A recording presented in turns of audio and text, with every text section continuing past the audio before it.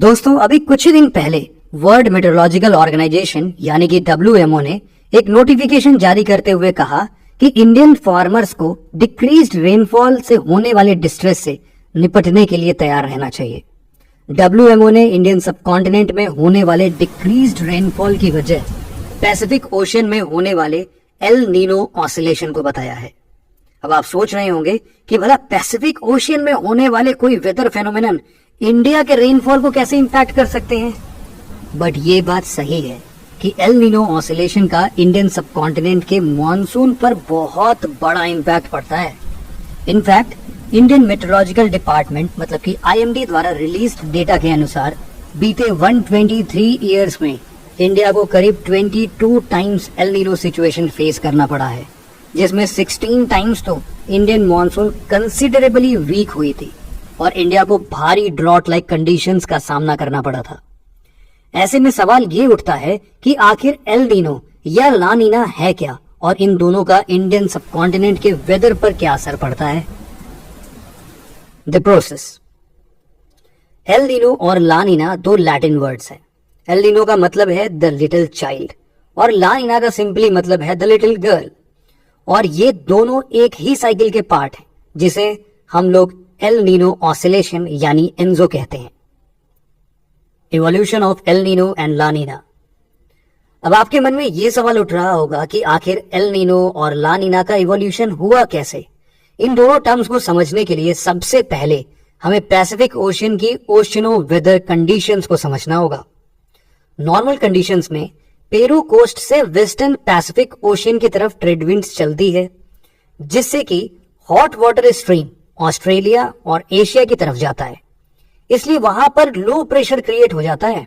इसी प्रोसेस की वजह से पेरू कोस्ट पर टेम्परेचर कम हो जाता है और वहां हाई प्रेशर क्रिएट हो जाता है।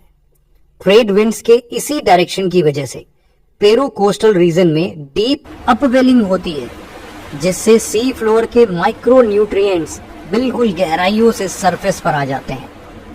ये अपवेलिंग प्रोसेस पेरू के रिच फिशरीज सेक्टर का बहुत बड़ा फैक्टर है।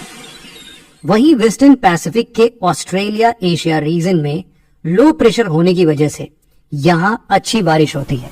ये low pressure region Indian monsoon को भी स्ट्रेंथन करती है, जिसकी वजह से इंडियन सबकॉन्टिनेंट में रेनफॉल होता है। ये तो बात हो गई नॉर्मल कंडीशंस की, लेकिन एल नीनो इवेंट में ये पूरी प्रोसेस रिवर्स हो जाती है।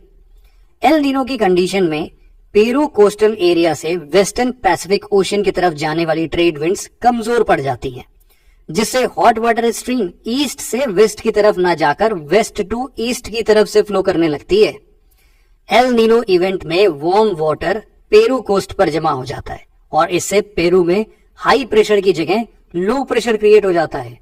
एल नीनो के इवेंट में पेरू कोस्ट पर अपवेलिंग सिग्निफिकेंटली वीकेन होने लगती है, जिससे वहां के फिशरीज सेक्टर को मिलियंस ऑफ डॉलर्स का नुकसान उठाना पड़ता है। एल नीनो मॉनसून विंड्स को वीकेन करता है, जिसकी वजह से साउथ ईस्ट एशिया और इंडियन सबकॉन्टिनेंट में कंसिडरेबली लेसर रेनफॉल देखने को मिलता है। IMD के डेटा के अनुसार इंडिया में 1902, 1905, 1951, 1965, 1972, 1982, 1987, 2002, 2004, 2009 और 2015 में हुए एल नीनो इवेंट के कारण 20% से भी कम रेनफॉल देखने को मिला था। वहीं वेस्टर्न पैसिफिक ओशियन रीजन की बात करें तो रिवर्स ट्रेड विंड्स के कारण यहाँ हाई प्रेशर जोन्स क्रिएट हो जाते हैं, जिससे यहाँ के रेनफॉल पैटर्न बुरी तरह से अफेक्टेड होती हैं। यहाँ पे भी नोटवर्दी है कि एल नीनो कोई रेगुलर साइकिल नहीं है। ये लगभग 2 से 7 साल के बीच में होने वाला वेदर इवेंट है। साइंटिस्ट अभी तक एल नीनो ऑसिलेशन के प्रोसेस और इसका मॉनसून के साथ कोरिलेशन को पूरी तरह से समझ नहीं पाए हैं। एल नीनो के बाद ला नीना की कंडीशन को देखें तो ये एल नीनो का बिल्कुल ऑपोजिट कंडीशन है। इसमें पेरू से एशिया पैसिफिक की तरफ चलने वाली ट्रेड विंड्स काफी ज्यादा स्ट्रांग हो जाती है। इससे ईस्ट टू वेस्ट के ज्यादा से ज्यादा एरिया पर लो प्रेशर और पेरू कोस्टल रीजन में अपवेलिंग और ज्यादा स्ट्रांग हो जाता है। ला नीना के इवेंट पर इंडियन मॉनसून विंड्स और भी स्ट्रांग हो जाती है और रिजल्टेंटली इंडियन सबकॉन्टिनेंट में एवरेज के कंपैरिजन में सिग्निफिकेंटली हायर रेनफॉल होता है। Impact on Indian climate, agriculture and other segment. El Nino का इंडियन सबकॉन्टिनेंट में सबसे बड़ा इम्पैक्ट है मॉनसून के ऑनसेट में डिले होना, जिससे इंडिया में ड्रॉट जैसी सिचुएशन बनने लगती है। ड्रॉट की वजह से पूरा इंडियन एग्रीकल्चर सेक्टर अफेक्ट होता है, और चूंकि इंडिया में एग्रीकल्चर टोटल एम्प्लॉयमेंट का नियरली 45% कंट्रीब्यूट करता है, इसीलिए इस सेक्टर में डिसरप्शन इंडिया के अदर सेक्टर्स को भी प्रभावित करता है।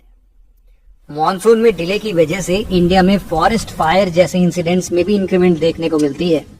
एल नीनो के ऑपोजिट ला नीना का इंडियन मॉनसून एंड एग्रीकल्चर पर पॉजिटिव इंपैक्ट देखने को मिलता है। अच्छी बारिश की वजह से crops, green fodder and grassland की प्रोडक्टिविटी बढ़ती है। इससे एग्रीकल्चर के साथ साथ लाइव स्टॉक सेक्टर में भी ग्रोथ देखने को मिलता है। ला नीना से हुई अच्छी बारिश की वजह से हाइड्रो इलेक्ट्रिक पावर जनरेशन को भी एक पुश मिलता है।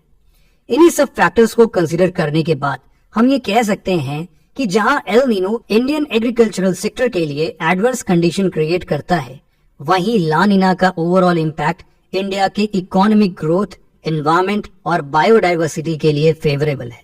तो दोस्तों, ये तो था एक brief overview El Nino oscillation और इसका इंडियन मॉनसून पर होने वाले इम्पैक्ट्स का।